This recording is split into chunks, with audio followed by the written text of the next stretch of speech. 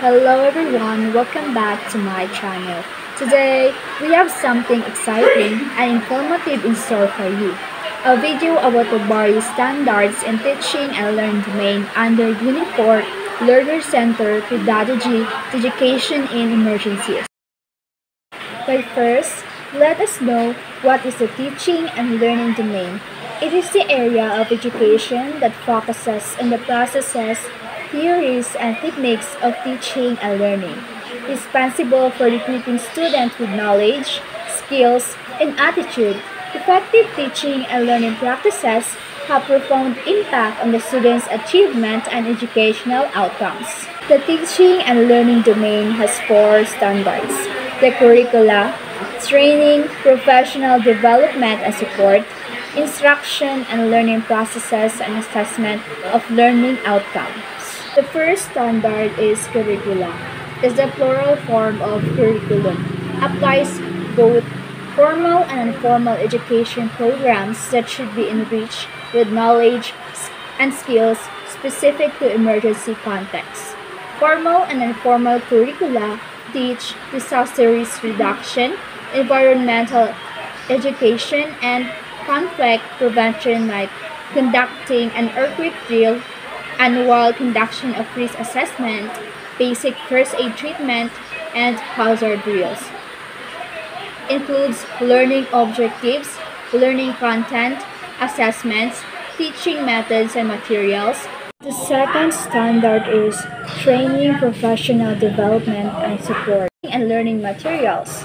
Teachers should be trained on how to identify needs for specific teaching aids based on the curriculum.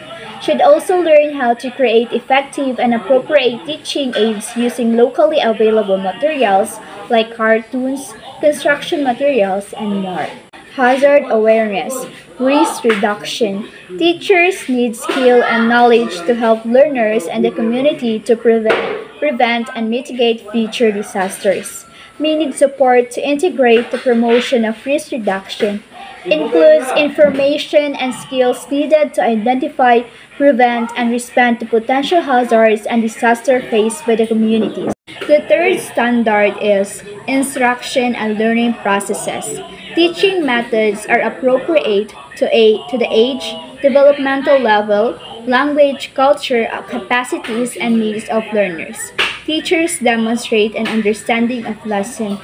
Active engagement is important to every developmental and age level. Teaching should be interactive and participatory, ensuring that all learners are involved in the lesson. Makes use of developmentally appropriate teaching and learning methods. Involve group work, project work, peer education, role play, telling stories or describing events, games, videos, or stories. Appropriate teaching methods. Teaching methods may be changed to be adaptable and acceptable to the context and should address the rights, needs, age, disabilities, and capacities of learners. The last standard, which is assessment of learning outcomes. Effective assessments and evaluation methods and measures should be introduced and should consider the following: relevance. Tests and examinations are appropriate to the learning context and the age of learners. Consistency. Evaluation methods are known and applied in a similar way at all locations and by all teachers. Opportunity.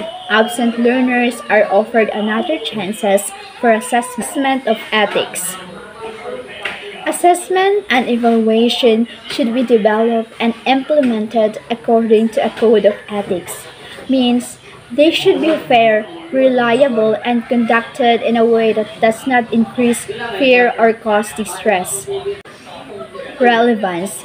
Content and assessment and the processes used should be directly linked to the materials that have been taught. Learning objectives and benchmarks should be identified from the curriculum. Assessment should be modified to reflect material taught rather than standard curriculum.